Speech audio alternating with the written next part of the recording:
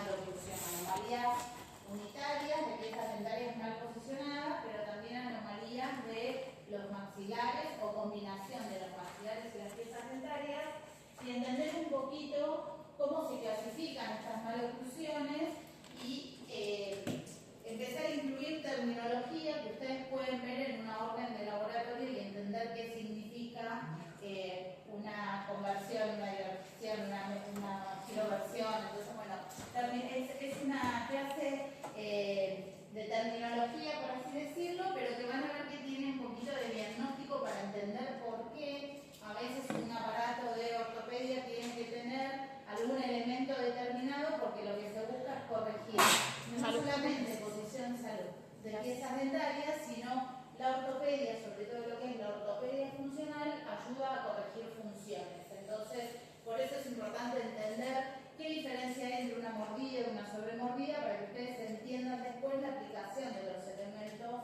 en un aparato.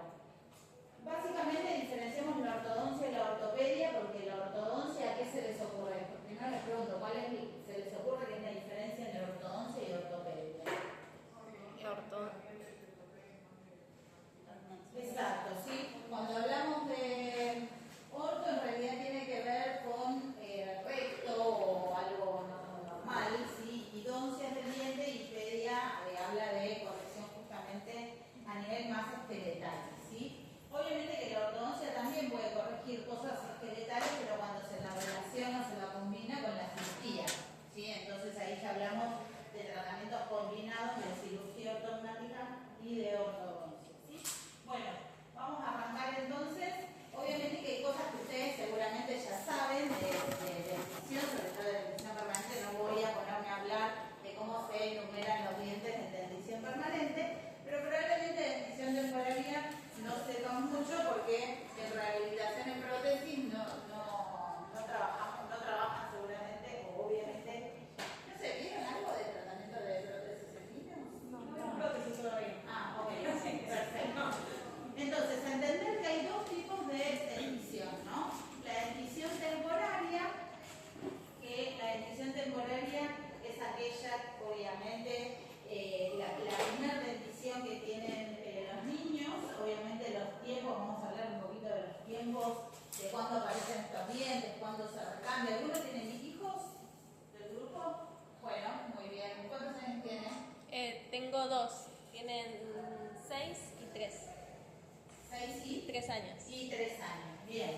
Bueno, esta dentición temporaria, depende de dónde la leamos, la podemos también encontrar como dentición primaria, porque como les dije es la primera dentición.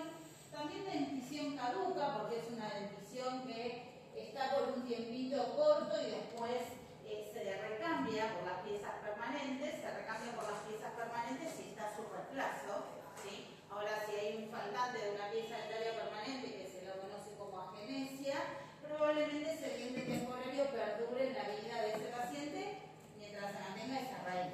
Si hay algo mecánico que hace que esa raíz se reabsorba, la pieza dentaria va a caer, ¿bien? O también lo deberán más conocer seguro como diente de leche, ¿sí? Rotopeles, la de los dientes. Esta dentición temporaria, obviamente, en algún momento pasa a la dentición permanente, y no pasa de manera abrupta, sino que empiezan a convivir durante muchos años, o durante unos años, las dos denticiones. Y esto empieza a ocurrir a los 6 años, cuando aparecen los primeros molares permanentes al final de la arcada, y esa erupción de los primeros molares permanentes a los 6 años se combina muchas veces con el primer recambio que ocurre a nivel de los incisivos inferiores, ¿sí? Por lo general son los primeros dientitos que se cambian, los dos incisivos centrales inferiores. Por eso esta convivencia de las dos denticiones la conocemos como dentición mixta, y luego la dentición permanente, que es la que ustedes conocen a la perfección. Hay algunas características de la dentición, en realidad, que tienen que ver con el desarrollo de los maxilares y el desarrollo de la dentición. Cuando un niño nace, ¿sí? Si uno le pudiera hacer una radiografía para evaluar dónde están esos dientitos, vamos a ver que en realidad hay un microagmatismo maxilar. ¿Qué significa? Que es un maxilar bastante pequeño para la proporción de dientes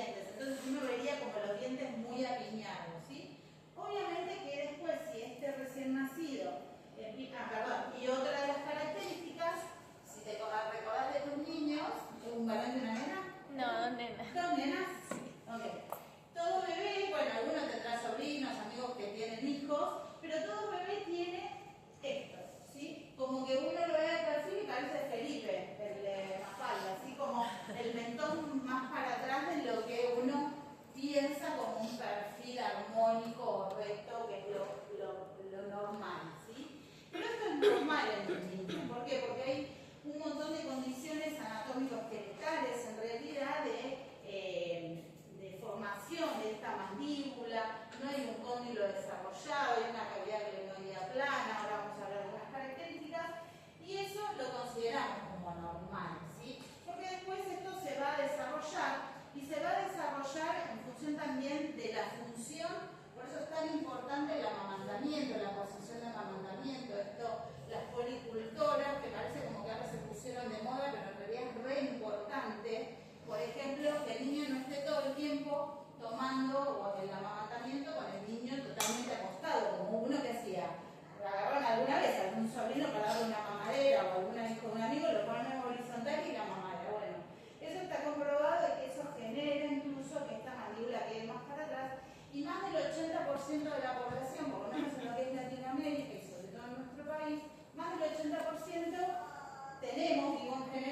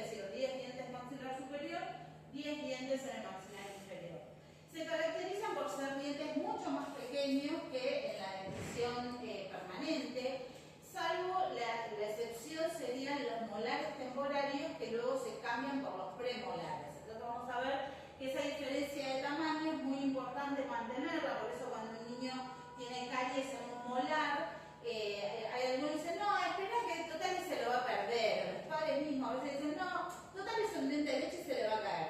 Pero vamos a ver que caries en los molares nos complican mucho el espacio, porque detrás de estos segundos molares temporarios van a aparecer los primeros molares permanentes. Entonces, si un diente temporario tiene caries, ¿qué creen que va a pasar?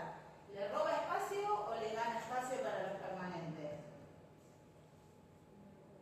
Le roba espacio, porque si un diente temporario tiene caries, se van a empezar a correr hacia adelante y después el molar permanente va a salir en un lugar que no es el adecuado. ¿Sí? Y eso nos trae muchos problemas después para resolver con la ortodoncia. Las coronas son más redondeadas y son más cortas, y el color es un blanco azulado. Es decir, si yo comparo un diente permanente con un diente temporario, es sustancial la diferencia de color. Por eso cuando empieza el recambio dentario, muchos padres empiezan a consultar por poco querer hacerle un blanqueamiento a sus hijos, y es por el contraste de color de estos dientes permanentes que están erupcionando en el proceso de la dentición mixta, que se contrapone con la dentición temporaria. No nos vamos a poner en detalle, pero simplemente esto a título informativo de cuál sería el orden de la erupción de estas piezas temporarias. Muchas veces nosotros hablamos de que lo ideal sería que los primeros dientes erupcionen entre los 6 y 10 meses, eso lo tomamos como normalidad. Mi hija eran 12 meses, cumplió un año y no tenía ni un diente en la boca, yo ya estaba por hacerle una panorámica por poco. Obviamente después de este susto no le llegué a hacer la panorámica y a los 13 meses casi erupcionó su primer incisivo inferior. Entonces, fíjense que hablamos de normalidad, pero puede haber excepciones. Lo importante, lo que siempre tomamos de referencia, es que lo ideal no se altere el orden de erupción, porque el orden de erupción, la naturaleza es tan sabia que tiene un significado. ¿Sí? Por eso lo importante es que no se altere el orden de erupción y sobre todo en el recambio de las piezas permanentes. ¿Sí? Las piezas dentarias van a tener un periodo de calcificación intrauterina. Siempre que vean esto VIU significa vida intrauterina. ¿Sí? Fíjense que en la 16ª semana hasta los 18 meses es el periodo de calcificación del incisivo central inferior, y en definitiva es el primero que aparece entre los 6 y 7 meses, y la reabsorción entre los 4 y 7 años. Por eso el recambio a la dentición permanente de estos incisivos centrales inferiores ocurre alrededor en promedio entre los 5 o 6 años. Ya empezamos con el recambio. ¿Sí? ¿Saben cómo ocurre el recambio? ¿Por qué se ocurre? ¿No?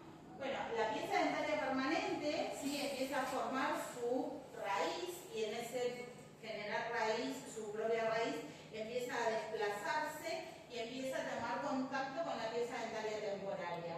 Ese contacto, ¿sí?, hace que la raíz de la pieza temporaria se reabsorba, y por eso los dientitos que se caen temporarios no tienen raíz, es solamente la parte coronaria. ¿Sí? Entonces, por eso es que ocurre el recambio. Si no ocurre el recambio, ¿qué es lo que hacemos? Si nosotros, por ejemplo, vemos que tiene 6 años, 7 años y no tiene recambio de sus incisivos, hacemos alguna radiografía para evaluar qué pasa, porque puede haber agenesia, y si hay una pieza dentaria permanente que no está, no va a reabsorber la raíz, por lo tanto no va a haber recambio. O a veces hay posiciones ectópicas, es decir, un permanente que no está en el lugar que debería estar, entonces nunca va a reabsorber la raíz. ¿Sí? Entonces, todo esto es importante para el odontólogo, pero para los padres obviamente también, para los pediatras. Hay algunos pediatras que le dan más bolillas que otros, pero el padre generalmente es el que está más atento. Che, tiene 6 meses y todavía no apareció ningún diente. ¿Por qué pasa normalmente así también en los chiquitos, que capaz que tiene el diente temporario y ya le está creciendo el permanente? Bien, es decir, que al lado le está apareciendo. Es por una mala... Claro, es por una mala posición, porque si yo tengo el diente temporario y se espera que el permanente aparezca acá, va a hacer que esta raíz se vaya reabsorbiendo, ¿sí?, y el permanente aparezca en su lugar.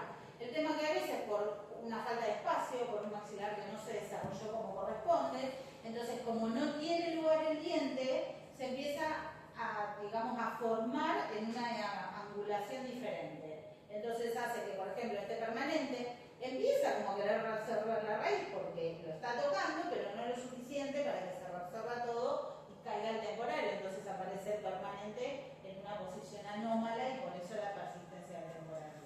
Ahí el odontólogo, el odontopediatra, lo que hace muchas veces es analizar y hacer la extracción prematura de ese diente temporario para darle el espacio al permanente para que erupcione, ¿sí? Y ahí es donde empieza el rol de la ortopedia, y la ortopedia funcional. La ortopedia como aparatos fijos, activos, van a hablar seguramente de tipos de aparatología, pero básicamente dividimos a la ortopedia en dos tipos de aparatos. Los aparatos o placas activas, que son aquellas que tienen algún elemento como un tornillo, que lo que busca es generar espacio, hacer que ese maxilar sea más ancho o esa mandíbula tenga más tamaño transversal. Va a tener elementos también como van a ser resortes que lo que van a hacer es dirigir la erupción de estas piezas dentarias. Y el otro grupo de la ortopedia es la ortopedia funcional, que son aparatos que no van agarrados como activos haciendo presión sobre los maxilares, sino que es un aparato que va a estar confeccionado con acrílico y alambre, que va suelto en la boca, que por lo general son bimaxilares, un solo aparato para ambos maxilares, y lo que busca un aparato funcional es corregir la función. O una mandíbula que está adelantada, una mesiorrelación, una tercera, para llevarlo un poco más atrás, para estimular a que crezca más el maxilar. Ahora lo vamos a entender un poquito, pero estimular que crezca más un maxilar que otro, ¿sí? O una mandíbula que está más atrás, que está retrognata, generarle un avance, y esa posición avanzada que obliga el aparato funcional hace que se posicione el hueso y se produzca mayor crecimiento, ¿sí?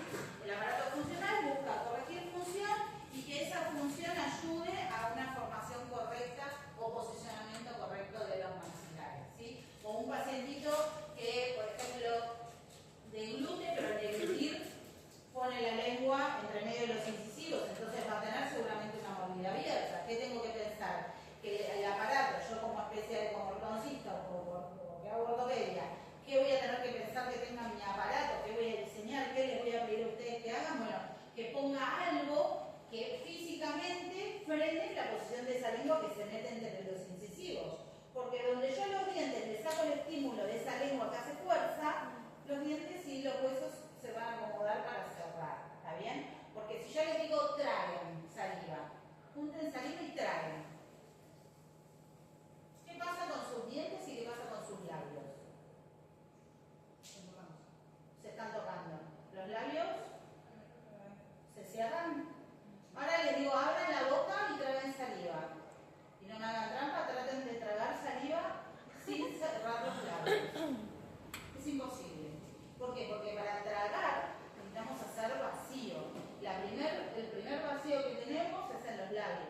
Después, los dientes que contacten y la lengua como que se pone contra los dientes para cerrar, que no se escape nada por ahí, sino haríamos fuentecita y que la saliva vaya para atrás. ¿Está bien? Por eso el tema de tan importante la función. Entonces, bueno, obviamente en un problema de ese tipo, el ortodoncista decidirá poner en el aparato o un aparato funcional que tenga la posibilidad. No se preocupen que yo después esto Rocío lo tiene y se lo va a pasar. Tiene las 3 clases en PDF, después se les comparto, no hay problema. Gracias, profe. No, de nada. Sí. ¿Y qué tema los temporarios torcidos? Separados es obvio porque... Ahora vamos a ver de los espacios. Pero determina ya si a futuro lo va a tener también... Es muy raro que los dientes temporales estén torcidos. Es muy raro. Vamos a ver que hay unos espacios entre los dientes temporales que son muy importantes, que si esos espacios no están, no me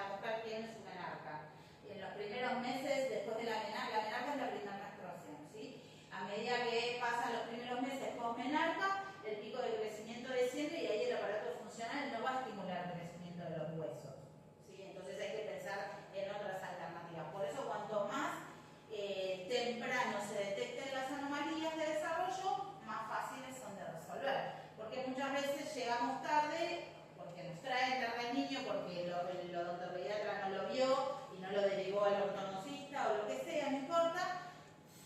Hay veces que hay que hacer extracciones de dientes permanentes, de temporarios y permanentes para acomodar los dientes que vienen, ¿sí? Bien, entonces, avanzando con el crecimiento, una vez que ocurre el nacimiento, entre los 6 meses, más o menos 2 meses, se espera, como les dije, la erupción de los incisivos. Por lo general, primero los incisivos centrales inferiores, después los superiores, y ahí ocurre una tríada o este tipo de oclusal por contacto en lo que son las ATM, que vamos a ver que las ATM tienen a esta altura una posición, un maxilar bastante plano, no hay un desarrollo de la cavidad glenoidea, y el contacto de estos incisivos, a eso se lo conoce como trípode oclusal.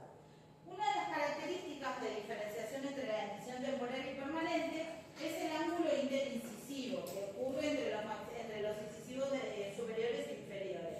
En la dentición temporaria los dientes están bastante verticalizados, es decir, no es un ángulo que nos importe demasiado en la corrección porque después vienen las piezas dentarias, pero en la dentición permanente se espera que este ángulo interincisivo sea de aproximadamente 131 grados. Eso nos garantiza que ese diente esté bien implantado en las bases óseas. Obviamente que este ángulo muchas veces no se cumple porque las piezas dentarias buscan el contacto, tener un correcto Berger o Goldwyn, pero los maxilares están mal. Entonces, si yo tengo un maxilar acá atrás, pero el diente quiere ir a contactar al de abajo, hay veces que esas inclinaciones están mal y es lo que buscamos corregir con los resortes, con los arcos vesticulares, que es lo que ustedes van a aprender también a hacer. Después, bueno, seguimos avanzando con la erupción de las piezas dentales, aparecen los incisivos laterales. Buen día. Y aproximadamente a los 2 años, más o menos 6 meses, se espera la erupción de los primeros molares temporarios, se lo conoce como primer levante fisiológico de la oclusión, ¿sí? Acá ya los rebotes alveolares ya no están tan cerquitas, sino que son molares, pues empiezan a hacer ese levante fisiológico de la oclusión y hace también que se vaya formando este hueso maxilar, este hueso mandibular. También con la erupción de los caninos se producen las guías caninas y aproximadamente a los 3 años y medio, se espera que se encuentren todas las piezas dentarias temporarias en boca, ¿sí? Luego a los 6 años, como dijimos, empieza el primer recambio.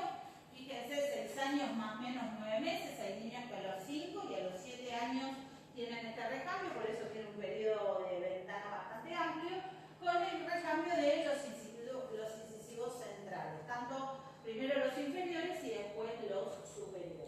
Profe, en el caso de que sea primero, o sea, puede pasar que se caigan primero los incisivos antes que o sea, que se caigan los anteriores antes de los posteriores, en algunos casos.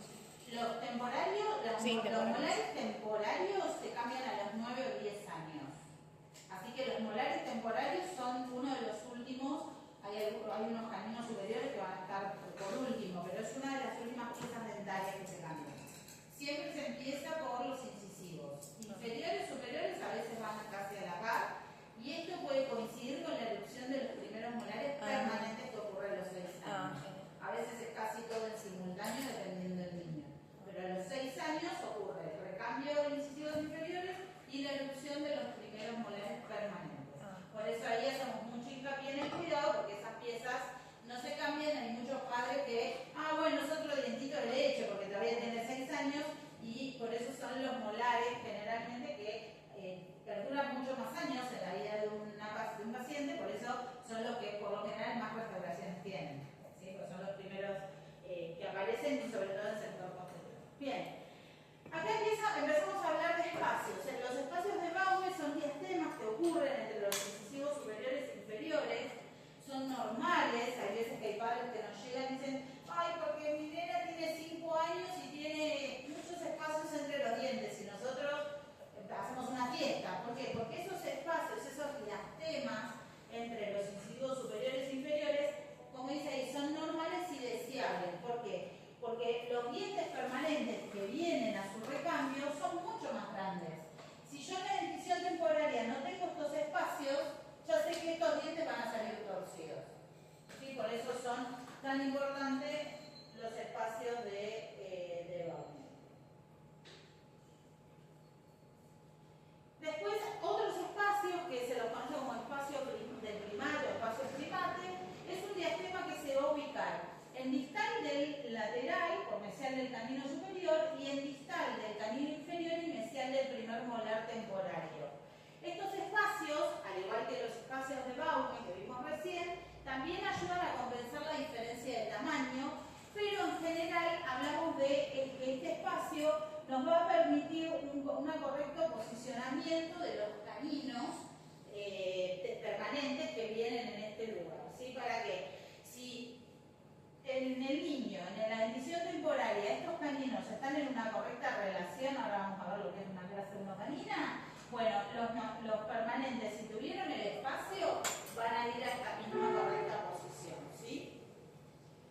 Y los espacios de Nance, que también son conocidos como espacios de Leeway o espacios de deriva, es la diferencia de tamaño entre caninos y molares temporarios y caninos y premolares, es decir, de piezas permanentes. Si ustedes se fijan, acá tenemos lo que es en el medio la dentición temporaria: el incisivo, canino, primer molar, segundo molar, primer molar permanente. Canino permanente, primer premolar, segundo premolar. Este molar permanente erupciona a los 6 y estas piezas dentarias van a cambiar alrededor de los 9-10 años, los del maxilar inferior, y vamos a ver que el canino superior por lo general es el último del recambio de la dentición temporaria. Si estas piezas dentarias tienen caries, lo que hablábamos antes, este espacio se achica y este molar se va a movilizar y me va a modificar esto que vamos a ver cómo se llama. Y si esto ocurre antes de la etapa normal de recambio, no le va a dejar lugar a los premolares. ¿Sí? Entonces, si se empieza a achicar esta arcada dentaria temporaria, ya vamos a empezar a tener problemas para la ubicación correcta de la dentición permanente que viene al recambio. ¿Sí? Por eso es importante restaurar las piezas dentarias temporarias. Como dentición temporaria, ya ahora metiéndonos no tanto en la parte de los dientes en cada uno de ellos, sino que lo que vamos a ver que las arcadas temporarias son arcadas más redondeadas, a diferencia de una arcada de una dentición permanente. Ya hablamos de la angulación de los dientes temporarios en relación al hueso y a la relación de ángulo entre sí. Y la relación canina que esperamos en la dentición temporaria es lo mismo que pedimos para la dentición permanente, que la clase 1 se forma cuando el canino superior se encuentra por detrás del canino inferior, porque esto lo que va a ayudar, saben algo ya de oclusión, ¿sí? De la llave canina, es tanto más importante que la relación molar, ¿sí? Esta relación canina entonces de clase 1 la vamos a pedir también que se encuentre en esa dentición temporaria. En la dentición temporaria la relación es diferente con respecto a, en algunos aspectos de la permanente, porque decimos que cada diente se relaciona con dos antagonistas, tanto los del inferior respecto a los del superior, como los del superior respecto del inferior, excepto en los dientes anteriores. La línea media superior e inferior deben coincidir y, como podemos ver acá, hay escaso overbite y overjet. ¿Qué era el overbite y el overjet? ¿Guardan?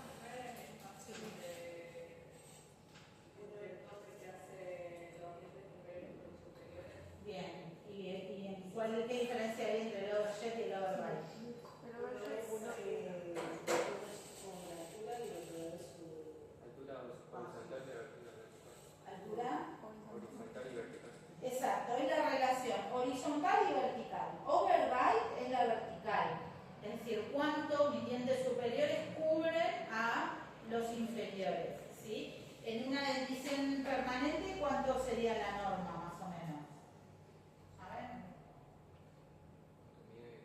¿Cuánto mide el overbite en la dentición permanente? Tienen que hacer un articulado dentario, digitalmente hablando.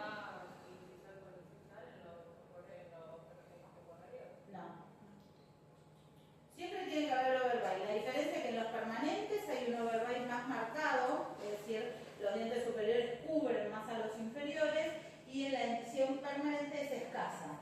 Apenas contiene un poquito el borde incisal, pero nunca borde a borde. ¿Por qué? Porque la mandíbula es lo último que crece en el macizo facial, y si esto no tiene tope, la mandíbula sigue creciendo. La mandíbula de un hombre puede crecer hasta los 20, 21 años, ¿sí? Entonces, por eso es importante que ya desde niños tengan overbite, porque lo que hace es estimular también el crecimiento del maxilar superior. Si yo tengo una mandíbula que está así, siempre me va a crecer mucho más la mandíbula y va a quedar atrás el maxilar superior.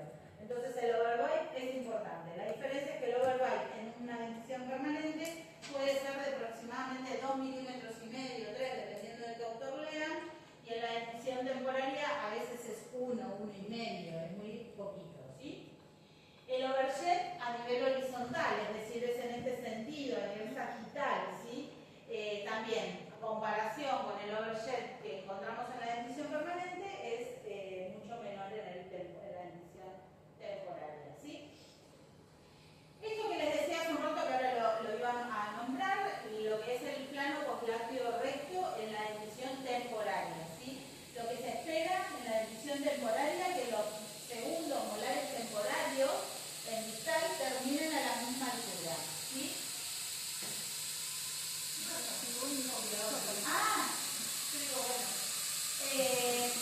Terminen a la misma altura. A esto se lo conoce como plano poslácteo recto, ¿sí? Volviendo a esta para que entiendan de qué estamos hablando, ¿sí? En distal de estas piezas temporarias. ¿Por qué? Porque cuando van a erupcionar las piezas permanentes se van a ubicar en una posición que luego, con el recambio de las piezas dentarias, como este canino inferior, dijimos que para que esté en clase 1 va a estar más adelante respecto del superior, los premolares van a ocurrir acá y acá, ¿sí? Para encontrar a los superiores. Lo que vamos a ver que este plano poslácteo, cuando está el recambio, hace un avance de ese maxilar, de ese molar inferior, muy poco avance en el superior y se forma la llave molar de clase 1. ¿Sí? Por eso es importante que ese plano poslácteo en la dentición temporaria sea recto. ¿Por qué? Porque si hay un escalón mesial, es decir, que en la dentición temporaria, el molar temporario a nivel distal está más adelantado, ya me pronostica una mesioclusión, es decir, una mesiorrelación mandibular, una mandíbula a nivel dentario, pero que esto puede ocurrir por un avance mandibular de clase 3. ¿Bien? Clase 3, acuérdense, es César Banana Corleón, clase 2, Felipe. ¿Sí? Al revés, si el escalón es distal, que el molar temporario está por detrás de donde termina el superior, lo que va a ocurrir es un escalón distal y eso pronostica una histoclusión, es decir, una clase 2 mandibular o una histoclusión o historrelación mandibular. En este periodo de dentición mixta, ¿sí? Siguiendo, digamos ya una vez que erupcionan los primeros molares permanentes, ocurre el segundo levante de la oclusión, empieza el recambio anterior, como dijimos, y se empieza a producir, debido al recambio anterior, este escalón mesial, ¿sí? La clase molar se empieza a conformar de clase 1, la curva de Spee, por lo general hablamos de una curva de Spee que en dentición temporaria, ¿saben cuál es la curva de Spee? Primero, porque estoy hablando, no sé qué tanto saben de oclusión. ¿Cuál es la curva de Spee? Es la sagital, ¿sí? La que se forma a nivel sagital, desde el borde incisal inferior al molar, al último molar, en este caso el primer molar permanente. Este levante fisiológico de la oclusión con la erupción de estos primeros molares permanentes hace que también se siga conformando la APM, empieza a haber una cavidad glenoidea más cóncava, el cóndilo ya se empieza a conformar, no con una forma ya de adulto, pero ya empieza a tener una forma más parecida a la del adulto, para generar entonces las desoclusiones, por eso se empieza a conformar esta curva de Spee, ¿sí? Ahí tenemos un esquema de lo que es la dentición mixta, hasta que llegamos a la dentición permanente, ¿sí? Como saben, la dentición permanente de 32 dientes, en prótesis no hablamos de 32, hablamos a veces de muchas menos piezas dentarias, pero bueno, es la dentición evolución de los segundos molares permanentes, que ocurre alrededor de los 12 años, ocurre el tercer levante fisiológico de la oclusión. Hasta los 21 años, que es cuando uno espera tener, a veces a los 18, a los 19, 20, 21, pero por lo general máximo 21, aparecen los terceros molares, ¿sí? O las molas de juicio llamadas vulgarmente, donde cada diente del maxilar superior ocluye con dos dientes del maxilar inferior, excepto el incisivo central inferior y el segundo o tercer molar superior, ¿sí? Porque el incisivo inferior va a ocluir solamente con el, por la diferencia de tamaño, solamente con el incisivo central, y el tercer molar va a ocluir con uno, ¿sí? Vamos a tener una relación mesial del arco dentario inferior respecto del superior, y eso es lo que nos garantiza que se forme la clase 1 canina y la clase 1 molar.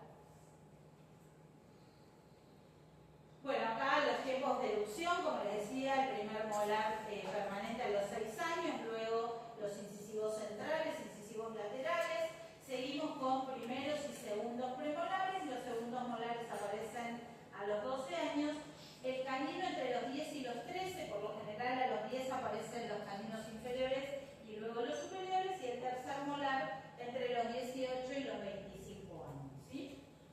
¿Qué características tiene la dentición permanente? Bueno, como sabemos, las raíces del maxilar superior convergen, ¿sí?, hacia el cráneo y divergen en el inferior. Esta línea recta que se forma entre las piezas que convergen hacia el cráneo y que son divergentes en el inferior, esta línea o este eje que se forma son los responsables de que las piezas dentarias del sector posterior reciban las fuerzas de la oclusión. Se forma o están formadas la curva de espira de Wilson. La espilla la vimos, la de Wilson, ¿cuál es?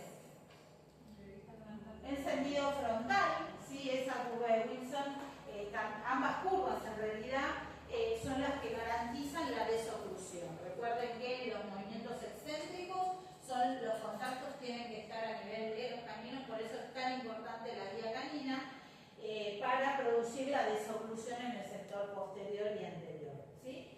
Como decíamos, el overjet es de más o menos de 2,5 y el overbite entre 3 y 5 milímetros, depende de dónde la lean. En algunos textos 5 milímetros, y de acuerdo a cómo está formada esta curva de Speed, ya es una sobremordida, ¿sí? Por eso hablamos de que un overbite de 3,5, 4, pero va a depender de cómo está formada también la ATM para cuál es la finalidad de ese overbite. Que sea el justo necesario para que cuando los caninos entran en función produzca la desoclusión, ¿sí? Entonces, si yo tengo una curva de Speed bien conformada, no voy a necesitar tanto overbite para producir la desoclusión. Y ahora bien, vamos a empezar a hablar de estas clasificaciones, ¿sí? Y cuando hablamos de oclusión normal o normo-oclusión, hablamos de una relación canina de clase 1, molar de clase 1, que los dientes estén perfectamente ubicados en el espacio y con sus antagonistas respecto de ambos maxilares. Y hablamos de una oclusión patológica o de maloclusión cuando no ocurren todas estas características que acabo de decir. Por ejemplo, hablo de una maloclusión de clase 1 cuando los molares están en una correcta posición de clase 1, pero el resto de las piezas dentarias tienen alguna anomalía de posición. Entonces, es una maloclusión de clase 1 a pesar de que esos molares están bien ubicados. Maloclusión de clase 2 será cuando el molar inferior está desplazado hacia distal, hacia atrás respecto del superior.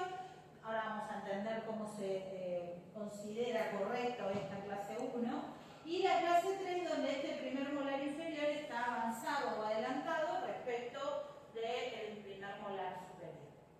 Otra de las cosas que a ustedes no les llega, porque el paciente no les llega, pero que sí el ortodoncista evalúa, es el análisis facial, ¿sí?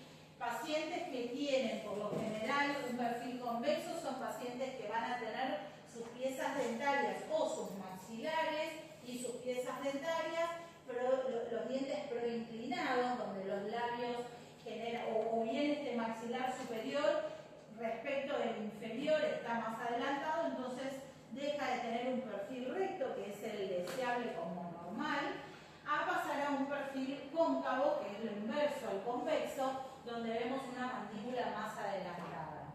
Obviamente que dependiendo de la etnia del paciente, se espera que puedan encontrarse más cerca de lo normal un perfil cóncavo o convexo, pero hablamos de lo normal un perfil recto, ¿sí? Se analizan las proporciones de los tercios faciales, los odontólogos miramos mucho el desarrollo de los tercios para saber dónde está el problema, si a nivel del tercio medio, es decir, todo lo que pasa con el maxilar superior, o un aumento o disminución de este tercio inferior, que es el que tiene mucha influencia en la posición de los maxilares y de los dientes, ¿sí? La relación desde la base de la nariz al labio superior y del labio inferior a la base del mentón. Y a partir de ahí es que ocurre una forma que es uno de los tópicos importantes de esta clase, pero era necesario dar toda esta parte de diagnóstico para entender un poco cómo llegamos a todo esto, que son la clasificación de Angle para las maloclusiones. ¿Y de dónde sale? En realidad esta clasificación es parte del análisis de la oclusión de las 6 llaves que se consideran como oclusión normal, que es una clasificación que viene del doctor Andrews de los años 60, donde se evalúan 6 llaves. ¿Sí? Yo les puse estos dibujitos de la llave para que nos recordemos que son las llaves de la oclusión, que ahora vamos a desglosar uno a uno. ¿Sí? La relación entre las arcadas dentarias, la angulación de la corona, la inclinación de la corona, las rotaciones de las piezas dentarias, los espacios o diastemas y la curva X. Ahora la vamos a desarrollar una a una.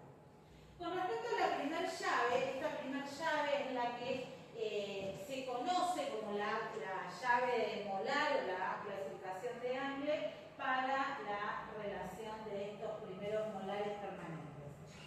Que no es solamente que la cúspide mesiovestibular del primer molar superior ocluya entre la cúspide mesial y media, es decir, acá a nivel del surco mesial de la cara vestibular del primer molar. Eso es lo que vemos por vestibular, pero en realidad para que haya una correcta llave molar de clase 1, el reborde distal del primer molar superior tiene que ocluir en el reborde mesial del segundo molar inferior y desde el lado palatino, la cúspide mesiolingual del primer molar superior ocluye, no está bien, me falta la foto palatina. La cúspide mesiolingual o mesiopalatina en realidad del primer molar superior ocluye la fosa central del primer molar inferior, porque yo puedo tener visto desde vestibular que esta cúspide ocluye en el surco. Está perfecto, pero quizás el molar está todo rotado. Entonces, está en una posición quizás distal, porque esa cúspide está cayendo bien en el surco, pero la cúspide palatina no está ocluyendo en la fosa central porque está rotado el molar. Entonces ya no es una oclusión de clase 1, ¿sí? Por eso muchas veces hablamos de la clase 1 y pensamos solamente en la posición de la cúspide, y en realidad es la cúspide, es la relación con el reborde, es la cúspide palatina, y las cúspides vestibulares de los premolares superiores deben cubrir a los premolares inferiores, ¿sí? En el espacio interdentario de esas piezas. La llave de clase 1 también habla de la relación de los caninos en esa posición de clase 1, como ya conocemos. Entonces ahí tenemos de esta relación de interarcada sale la clasificación de Angle, ¿sí? Relación de clase 1, maloclusión o relación de clase 2 molar y la mesioclusión o maloclusión de clase 3 cuando el molar inferior está adelante. ¿Vamos bien hasta acá? ¿Sí? Bien. Llevado un poco a un detalle un poquito más profundo, dentro de la maloclusión de clase 2 hay una subdivisión que ocurre porque yo puedo tener este molar, que debería estar acá, el surco, que está en distoposición, es decir, una relación molar de clase 2, pero puedo tener dos alternativas. Como ven allá, una primera división donde el molar está en distoposición. Y fíjense lo que pasa acá.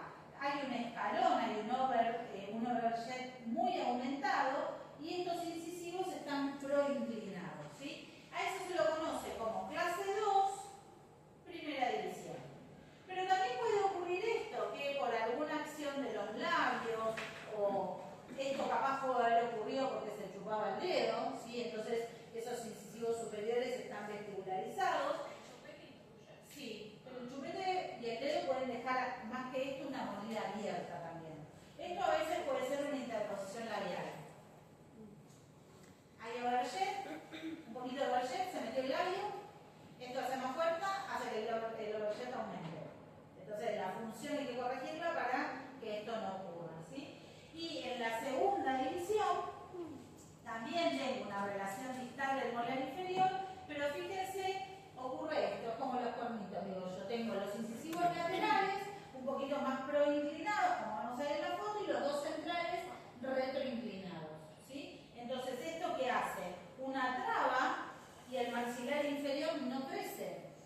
Entonces, por eso queda en una distorrelación mandibular, ¿sí? Una clase 2. La clase 3 no tiene divisiones, pero es esto, es el maxilar inferior más adelantado y es cara con balcón, César Correlón, el bullying que se ocurra en los colegios. Pero es esto, es una clase 3, ¿sí?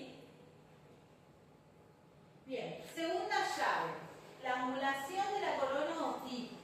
Esta angulación es en el sentido, como yo lo viera, desde vestibular a la pieza dentaria y es en sentido mesiodistal. Decimos que es positivo, o el ángulo es positivo, cuando la porción oclusal o incisal se encuentra hacia mesial. Y es negativo cuando la porción oclusal e incisal se encuentra hacia distal. Por ejemplo, esta pieza dentaria, fíjense, acá tengo un plano, no importa cómo se llama, esta es la perpendicular y esta pieza dentaria tiene esta inclinación, esta angulación otitis. ¿Qué significa? Que la corona está más mesial que la raíz, entonces, ¿qué ángulo será? ¿Positivo o negativo? Si en la parte oclusal está hacia mesial. Positivo. Positivo, ¿sí? Después, la tercera es la inclinación o torque de la corona y es la inclinación de la pieza dentaria, pero en sentido vestíbulo-palatino. Y decimos que es positivo cuando la porción gingival está por detrás de esta perpendicular del plano, ¿sí? Entonces, esta inclinación decimos que es ángulo positivo y fíjense que las piezas dentarias en el maxilar superior e inferior tienen torque negativo excepto los incisivos centrales y superiores que son positivos. La llave 4, rotaciones de las piezas dentarias. Son súper importantes tenerlas en cuenta. ¿Por qué? Porque la rotación de una pieza dentaria puede ocupar más o menos espacio dependiendo de qué pieza dentaria sea. Fíjense, en el sector anterior, una pieza rotada va a ocupar más o menos espacio. Menos espacio. Entonces, ¿eso es favorable o desfavorable? Desfavorable. Desfavorable, porque ese apiñamiento, para yo lograr alinear esta pieza dentaria, necesito espacio en la cara. Por eso es un factor desfavorable. En el sector posterior, la rotación de los molares o de los premolares, ¿ocupa más o menos espacio? Ocupa más. Ocupa más espacio. Entonces yo para rotarlo lo acomodo más fácil y me deja diastemas entre las piezas dentarias que me pueden favorecer para corregir apiñamientos de otras piezas dentarias, ¿sí? Un molar en esta posición ocupa más espacio que si estuviera bien posicionado. Por eso cuando se hacen o se diseñan elementos de por ejemplo en una placa activa, ¿sí? Es importante también entender el concepto de cuña, es decir, dónde va, cómo tengo que diseñar ese resorte, si es que no lo diseñó el ortodoncista, para ver el funcionamiento. Si yo tengo que rotar esta pieza dentaria, ¿dónde voy a tener que aplicar fuerza? ¿En mesial o en distal? En distancia. En distal, porque yo quiero que haga esta rotación. Si yo tengo que rotar esta pieza dentaria, está levemente rotada, seguramente tenga que aplicar un poco más de tensión acá, pero a su vez la tengo que vestibularizar. Entonces ahí de movimiento dentario que tengo que hacer. Quinta llave. La quinta llave es la presencia de espacios o diastemas. Como dijimos, estos son las llaves de la dentición permanente. No tomamos como normal que haya diastemas en la dentición permanente. Los diastemas fisiológicos normales o deseables es en la dentición temporaria, pero estas llaves son de la dentición permanente. Entonces, los diastemas no se los considera como algo favorable, salvo que haya dientes que están apiñados. Esos diastemas nos ayudan, ¿sí? Porque aparte, funcionalmente, de hecho Luis Miguel durante muchos años no se cerró ese diastema, porque el riesgo de cerrar un espacio donde está pasando aire puede hacer que cambie la dicción, la forma en que uno pronuncia, ¿sí? Hay personas que pueden ser muy bellas teniendo diastemas, pero bueno, esto tiene que ver con los criterios de belleza de cada tipo de cultura, ¿sí? La llave 6 o curva de Spitz, ¿sí? Recuerden que entonces esa profundidad que tiene la curva de Spitz se la considera aumentada. Por ejemplo, en este caso, un overbite positivo o esta curva aumentada va a generar un overbite aumentado, y un overbite aumentado hablábamos de sobremordida. Y en una curva negativa, donde el overbite es negativo, es decir, una mordida abierta. Entonces ahí vemos la influencia de la curva de Spitz, ya no solamente en los movimientos de la desoclusión, sino de qué es lo que pasa con la relación de los dientes en el sector anterior. ¿Se entendieron las 6 llaves y la clasificación de Ampler? Ok. Vamos ahora.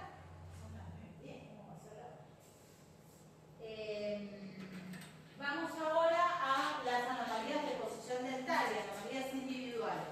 Hablamos de vestíbulo-versión cuando una pieza dentaria no está girada, pero está por fuera, digamos, de la arcada dentaria por una inclinación. Hablamos de versión de un cambio de sobulación. Lingoversión cuando está hacia palatino lingual.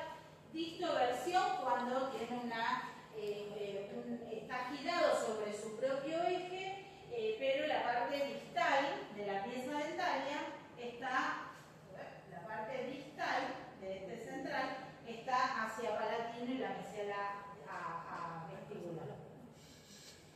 La distoversión, mesioversión, ¿sí? Al revés, la parte mesial hacia palatino lingual y la parte distal hacia vestibular. La intraversión sería una pieza dentaria que no llegó al plano cruzal.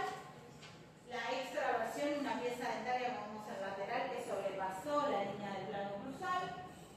Giroversión es toda pieza que está rotada sobre su propio eje. Transposición es el cambio de posición normal de una pieza dentaria. Fíjense, yo tengo un premolar en lugar del lateral, el canino en lugar del canino, o bien el lateral está retenido acá y este era el lugar del canino y este era el premolar, porque acá está el otro premolar. Entonces el cambio de orden, de ubicación de una pieza dentaria se la conoce como transposición. ¿Eso se puede modificar, profe? Son muy complicados, porque hay veces que esta pieza dentaria, dependiendo cómo están, si están perfectamente paralelas las raíces son prácticamente difíciles, se dejan así, se caracterizan por la pieza dentaria que corresponde. Si están inclinados las raíces, se puede llegar a hacer, se trae este diente a palatino, ese diente a vestibular, se corre para allá, este para acá y se pone, pero son de los movimientos más difíciles en ortodoncia. Ya esto no se hace con ortopedia, ¿no? Obviamente. Retención de piezas dentarias, la retención sería una pieza dentaria que no llegó a evolucionar en la arcada.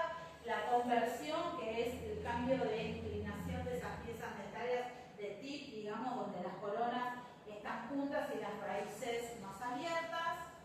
La paraleloversión, es decir, estas piezas dentarias que están con diastemas, pero están paralelas los ejes de las piezas dentarias. La diversión, es decir, que las raíces están juntas, las coronas están inclinadas. Y un diente ectópico, que por lo general hablamos de piezas retenidas que no erupcionan en su correcta posición por estar en el maxilar en una posición externa. ectópica o no adecuada. Como siguiendo con terminología, esos dientes separados los llamamos, ¿cómo son? Diastemas. Mordida abierta. Esta mordida abierta se la define como mordida abierta anterior, pero puede ser una mordida abierta posterior por una lengua que se interpone entre los molares para tragar, por ejemplo.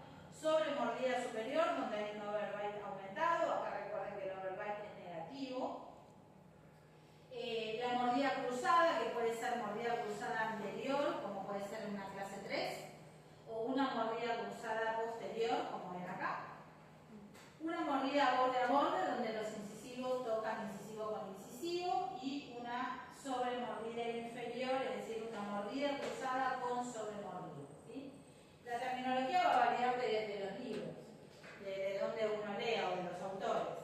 Después, otros conceptos a tener en cuenta: la atresia del maxilar es cuando el desarrollo transversal es menor de lo esperado, ¿sí? Obviamente que tratamientos como esto a veces requieren no solamente de una placa activa con un tornillo para trabajar, sino que dependiendo de la edad del paciente, muchas veces, o del tipo de atresia, muchas veces se utiliza un disyuntor, un aparato que va fijo, que se usan fuerzas mayores a lo que se puede hacer con una placa removible, que en ese caso produce una fractura en la sutura media del maxilar para producir un ensanche más rápido y evitar los problemas de alineamiento como vemos en este caso.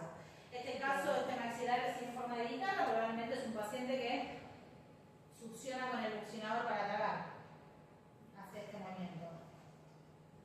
¿Sí? En vez de tragar con la lengua en el paladar, hace el vacío con los buccinadores, entonces los maxilares no crecieron transversalmente. Lo contrario de la atresia, exceso de tamaño, sería la diastolia, ¿sí? Bien, ¿vamos bien? Lo último, y me quedé con lo más difícil para el final, pero bueno, no importa. Clasificación de Carrea. Esta clasificación, como dice acá, registra y agrupa todos los tipos posibles de anomalías en los tres sentidos del espacio: plano sagital, plano frontal y plano horizontal. Y este procedimiento ofrece la ventaja sobre otras clasificaciones, ya que permite no olvidar la clave de oclusión de los molares, la llave de oclusión de los molares, no la clave, el registro intrabucal de gran importancia y fija su correcta posición por medio de un plano cráneo-dentario que preconiza y denomina plano Orma-From molar. ¿Sí? Entonces, ¿qué plano de referencia utiliza? Esto igual lo van a tener todos en el PDF que les queda, no se preocupen.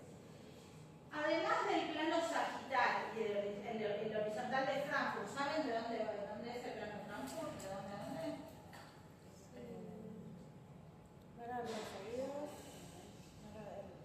Al suborbitario. Bien. El plano facial gravelo-mentoniano de Carrea, que sería este plano A, ¿sí? Gravela, mentón, ¿sí?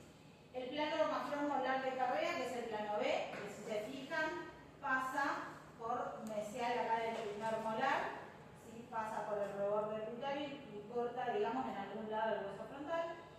El plano dentoclusal de Carrea, que es el plano D, que lo vemos acá, ¿sí? Este plano horizontal. Y los puntos de referencia: punto glabelar, que es este 1, que es la parte más prominente de la glabela; el punto 2, que es este punto subespinal, o también lo pueden encontrar como subnasal; el punto 3, que es el punto dentario de Gonwy, que es la intersección, el contacto del incisivo superior con el inferior; el punto mentoniano, que es la parte más prominente anterior del mentón; el punto suborbitario, que es la parte más inferior de la cavidad orbitaria; el punto Orma-From, que es este punto a nivel lateral de la cavidad orbitaria, en el punto de unión entre el frontal y el hueso malar; el punto Gonion, que es como la intersección entre la parte posterior de la rama y la parte inferior del cuerpo mandibular; y el punto Conion, que es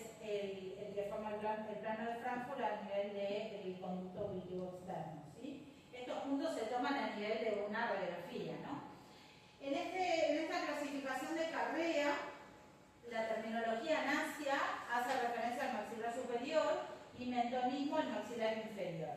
Y vamos a ver que en esta clasificación vamos a encontrar distintos prefijos, es decir, palabras antes, pro, retro, látero, linguo, vestíbulo, intra, y extra, y caos dental en penúltima, en relación a qué pasa con ese maxilar, si está adelantado, si está retruido, tanto el maxilar superior nasia o mentonismo para el maxilar inferior. La primera clase para carrea se la conoce como ortonasia u ortomentonismo, ¿sí? Es decir, es el equivalente, como puse acá, a lo que es la clase 1 de Angle, donde tengo unos molares en correcta posición.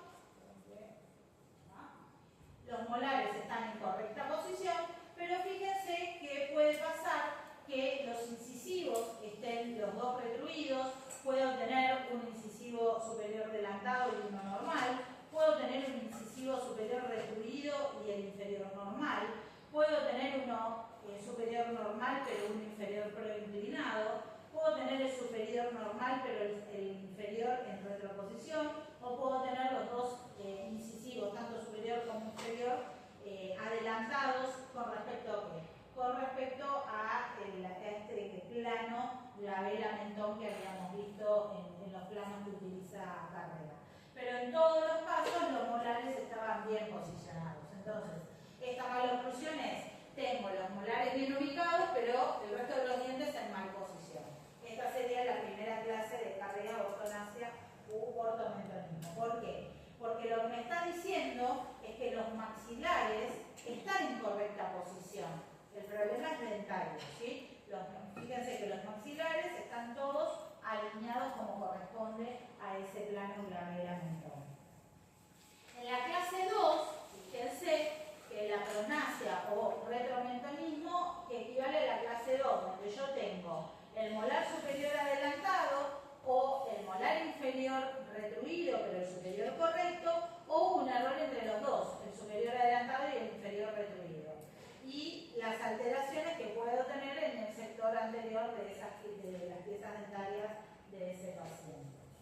La tercera clase para carrera es el promentonismo o retronasia, que sería el equivalente a la clase 3 de Angle, donde podemos ver que puede ocurrir que el molar superior esté bien, el molar inferior adelantado, el molar superior esté en retroposición, pero el inferior bien, o que ambos estén modificados. El superior hacia atrás, el inferior hacia adelante, y por lo general vamos a encontrarnos, a lo contrario que pasa con la segunda clase, en este caso los incisivos inferiores por lo general están adelantados respecto de los incisivos superiores, y fíjense con respecto al plano labelo-mentón, ¿sí? Puedo tener un avance de esos incisivos respecto de ese plano. La cuarta clase o pro-nasomentonismo, ¿sí? Es un desplazamiento hacia mesial de los molares, tanto superiores como inferiores, y por lo tanto un avance de los incisivos, por avance del maxilar. El retronasomentonismo significa que tanto los molares como los maxilares están en retroposición, es decir, lo contrario de la clase anterior. La sexta clase, lateronasia, es decir, esto ya es en el plano frontal, donde podemos ver, por ejemplo, como vemos en el primer gráfico, una mordida invertida en los molares. Yo tengo acá los incisivos, que las líneas medias no coinciden, y a nivel posterior, si esta mandíbula se fue para el lado izquierdo, acá no voy a tener una correcta relación, ¿se acuerdan lo de los ejes de los molares? Y de este lado voy a tener una mordida invertida, puedo tener una mordida en tijera incluso, cuando los molares no contactan, ¿sí? En este caso, fíjense, tengo las líneas medias, ¿están bien ubicadas? Sí. ¿Cuál es la anomalía acá en el medio? En este esquema del medio. Los molares superiores. Las mordidas cruzadas posteriores, ¿sí? Esto puede ser por una atresia del maxilar superior, una lengua que está baja, que desarrolló mucho la mandíbula en sentido transversal, pero poco en el sentido transversal del maxilar superior. O acá vemos también líneas medias que están centradas, y fíjense, de este lado, capaz un hábito capaz de apoyarse para estudiar la mano, o dormir siempre de un mismo lado,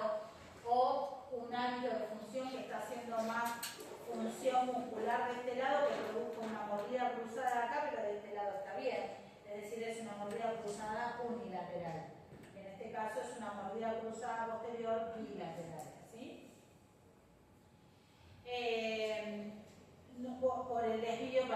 Por el desvío lateronasia, fíjense que es maxilar superior.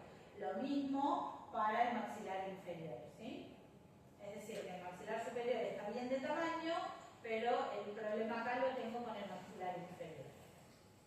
La octava clase, intranasia o intramentonismo. Fíjense, en la primera yo tengo una mandíbula que está bien, pero la mordida abierta que se generó acá es por un escaso desarrollo del maxilar superior, por eso hablamos de intranasia.